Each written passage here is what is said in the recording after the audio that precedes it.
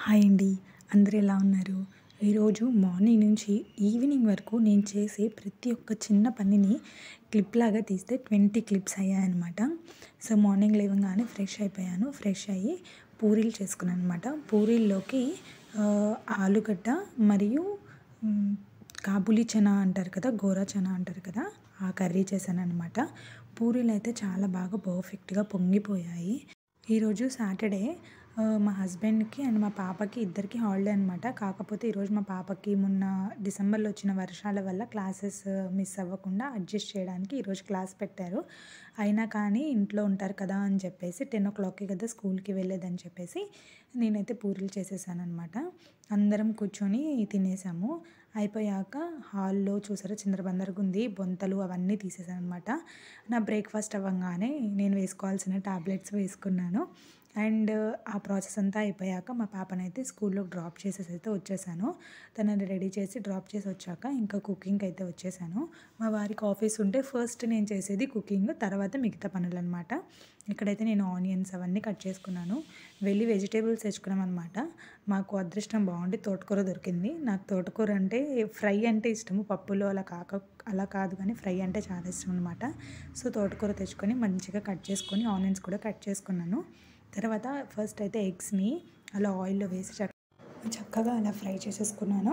అలా ఫ్రై చేసి సైడ్‌కి తీసుకున్నాక అందులో ఆనియన్స్, కొన్ని పచ్చిమిరపకాయలు వేసి, కొంచెం పసుపు, ఉప్పు వేసి అది కూడా ఫ్రై చేసుకున్నాననమాట. ఇక్కడ తోటకూర నేను పప్పు తినను కాబట్టి ఫ్రై చేసుకోవాలి కాబట్టి ఇలా 3 అయ్యాయనమాట. అంటే 3 కర్రీస్ అయ్యాయి ఈ రోజుకైతే. సో, అలా ఆనియన్ కూడా చక్కగా మగ్గిపోయి బాగా ఫ్రై అయిపోయాక అందులోనే మనము బాయిల్ చేసి ఫ్రై చేసుకున్నాం కదా! ఆ ఎగ్స్ కూడా వేసేసి ఉప్పు కొంచెము, కారం కొంచెం జల్లేసాను. సైడ్‌కైతే మెంతికూర పప్పు ఉంటుంది కదా! పప్పు కూడా వేసేసాననమాట. కుక్కర్‌లో బాయిల్ అయిపోయింది. వాటర్ కొంచెం ఎక్కువ ఉన్నాయి. మా మా హస్బెండ్‌కి ఏంటంటే పప్పు పలచగా ఉండకూడదనమాట, గట్టిగా ఉండాలి. నాకేమో పప్పు పలచగా ఉండాలి. లేకపోతే అసలు పప్పు ఎక్కదనమాట, గట్టిగా ఉండకూడదు. సో, ఇలా డిఫరెన్స్ ఉంటుంది. సో, నేను ఆయన కోసం మాత్రమే పప్పు చేస్తాను. నా కోసం చేసుకోననమాట. ఇక్కడైతే పప్పు మంచిగా ఉడికిపోయింది కదా! ఉప్పు, కారము వేసేసి అడ్జస్ట్ అయిపోయాక పప్పు కోసం అయితే పోపు వేసేస్తున్నాను అనమాట. ఈ పోపుల డబ్బా అయితే మా అమ్మ పెళ్ళిలోదంట. సో, మా మమ్మీ దగ్గర నుంచి నేను తెచ్చుకున్నాను. నాకు చాలా ఇష్టం ఇలా డిఫరెంట్‌గా పెట్టుకోవడం అంటే. పోపులో నాకు నార్మల్‌గా పప్పుకి అలా సీజనింగ్ అంటారు కదా! అదే పోపు వేసేటప్పుడు ఏంటంటే చల్ల మిరపకాయలు, మజ్జిగ మిరపకాయలు అంటారు కదా! అది వేసుకుంటే ఆ పప్పు నాకు టేస్ట్‌గా అనిపిస్తది. కానీ మా హస్బెండ్ మిల్క్ ప్రొడక్ట్స్ ఏవి తినరు కాబట్టి ఇక్కడ స్కిప్ చేసేయాల్సి వచ్చిందనమాట. సో, ఫైనల్‌గా పోపు అయితే వేసేసాను. ఇది కుక్ అయిపోయింది. ఇది ఇలా కుక్ అవ్వంగానే వెంటనే మళ్ళీ అది తీసేసి అందులో ఇంకొక బాండీలో ఇక్కడైతే తోటకూర ఫ్రై చేశాననమాట. ఆనియన్స్, కొంచెం పచ్చిమిర్చి, ఉప్పు, పసుపు వేసేసి అవి కూడా చక్కగా ఫ్రై అవ్వాలనమాట. మెత్తపడిపోయాక అప్పుడు అందులోకి ఆకుకూర వేసుకోవాలి. తోటకూర ఫ్రై టేస్ట్ వచ్చినట్టు పాలకూర ఫ్రై రాదండి. టేస్ట్ అయితే సిమిలర్ అనిపిస్తుంది కానీ పాలకూర ఏంటంటే ఆకులో వాటర్ క్వాంటిటీ ఎక్కువ ఉండడం వల్ల కూర తక్కువ అయిపోద్దనమాట. అదే తోటకూరలో ఎందుకో తెలియదు ఒక టైప్ ఆఫ్ టేస్ట్ వస్తది. నాకు చాలా ఇష్టం తోటకూర ఫ్రై. మా అత్తయ్య వాళ్ళ ఇంటికెళ్ళినప్పుడు మా అత్తయ్య పప్పు చేశానన్నా కానీ కొంచెం తీసి ఫ్రై చేయండి అని చెప్పి చేయించుకొని మరీ తింటాను. నాకు ఫ్రై ఇష్టము, పప్పు ఇష్టం ఉండదు తోటకూరదనమాట. ఇక్కడ ఆకు వేసాక నేను పసుపు వేసాను. యాక్చువల్‌గా ఉల్లిపాయలు వేసినప్పుడే పసుపు వేసేయాలి. నేను మర్చిపోయి ఆకు వేసాక వేసాననమాట. అయినా కానీ మీకు టేస్ట్‌లో అయితే ఏం డిఫరెన్స్ రాదనుకోండి. సో, అలా ఫ్రై చేసేసాను. ఆకుకూరలో నేనేంటంటే ఒక 4, 5 సార్లు కడుక్కుంటాననమాట. అప్పుడే అందులో ఉన్న మట్టి, ఇసుక మొత్తం పోతుందనమాట. ఇంకా సైడ్‌కైతే రైస్ పెట్టేసాను. ఇంకా అంట్లు తోమేదుననమాట. అలా అంట్లు తోమే వరకు 2 పొయ్యిల మీద 2 ఉడుకుతున్నాయి. ఒక సైడ్ తోటకూర ఫ్రై, ఇంకొక సైడ్ రైస్ అనమాట. రైస్ ఏంటంటే అన్నం ఉడికేటప్పుడు పైన అలా కొంచెము బబుల్‌గా వస్తుంది కదా! అది తినడం వల్ల మన బాడీలో యూరేనిక్ యాసిడ్ ఆర్ సంథింగ్ ఏదో యాసిడ్ అంటే ఎక్కువ అయిపోయిద్దంట. సో, అది తక్కువ అవ్వాలంటే ఆ పైనదంతా తీసేయాలంట. అది తీసేసి తింటే మంచిదని కొన్ని ఛానల్స్‌లో, కొన్ని వీడియోస్‌లో చూశాను. అదే మీకు అక్కడ చెప్పాలని చెప్పేసి స్పెసిఫిక్‌గా పైనున్న బబుల్స్ లాగా కొంచెం మట్టిలాగా వస్తుంది కదా! అది తీసేస్తాను. సో, ఇంకా ఇక్కడైతే అలా ఉడికిపోయింది. అలా కలుపుతూ ఉండంగానే అంట్లు కూడా తోమేసుకున్నాను. అంట్లు తోమేసి అయిపోయాక అందులో కూడా కారం వేసేసాను తోటకూర ఫ్రైలో. ఇప్పుడు ఏమేమి వంటలు చేశాననేది చూపిస్తున్నాను. ఎగ్ ఫ్రై చేశాను, తోటకూర పప్పు చేశాను, అన్నం అయితే ఇంకా కుక్ అవుతుంది. అండ్ ఇక్కడికి వచ్చేసి తోటకూర ఫ్రై అయితే చేశానన్నమాట. తోటకూర ఫ్రై, అన్నము 2 కుక్ అయ్యే లోపల నేను అంట్లు తోమేసి క్లీన్గా పెట్టేసుకున్నాను. అలా వెంటనే ఒకదాని వెనక పనులు చేసుకుంటూ ఉన్నాను. ఇంకా రైస్ అయితే ఇంకా స్విమ్లో పెట్టేసి లో ఫ్లేమ్లో పెట్టేసి అయితే పెట్టేశానమాట.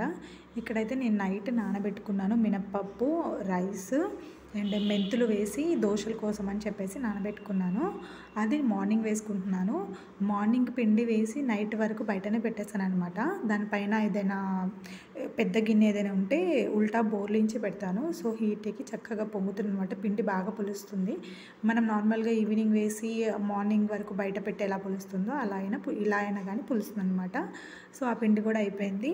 ఆ వర్క్ అయిన వెంటనే ఇంకా వెజిటేబుల్స్ తెచ్చుకున్నానని చెప్పాను కదా, వెజిటేబుల్స్ అన్నీ తీసి మళ్ళీ సర్దేసి ఫ్రిడ్జ్లో పెట్టేసుకోవాలి. ఇక్కడ చూపిస్తున్నాను చూసారా, ఇవి మనకు చిక్కుడుకాయలు దొరుకుతాయి కదా, మనకు ఆంధ్ర తెలంగాణ సైడ్లో చిన్నగా ఉంటాయి, ఇక్కడ వెడల్పుగా ఉంటాయి అన్నమాట. గింజ తక్కువగా ఉంటుంది కానీ టేస్ట్ అయితే చాలా బాగుంటుంది ఆ స్కిన్.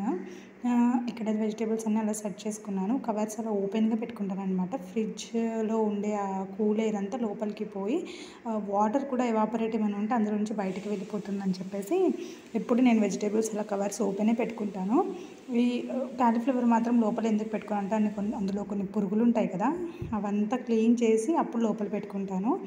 అదంతా అయిపోయేసరికి 12 అయింది. చాలా దాహం వేస్తుంది కదా అని చెప్పేసి దాన్ని రేగ్గాయ అంటారు, మళ్ళీ ఏమంటారో తెలియదు, అది తీసేసి తినేసాను అనమాట. ఇప్పుడు మా పాపని తీసుకురావాలన్నమాట స్కూల్ నుంచి.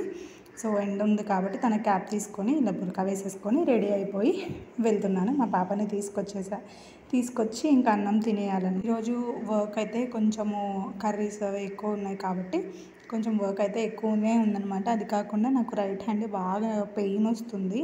సో ఇంకా బట్టలు ఉతకలేదు.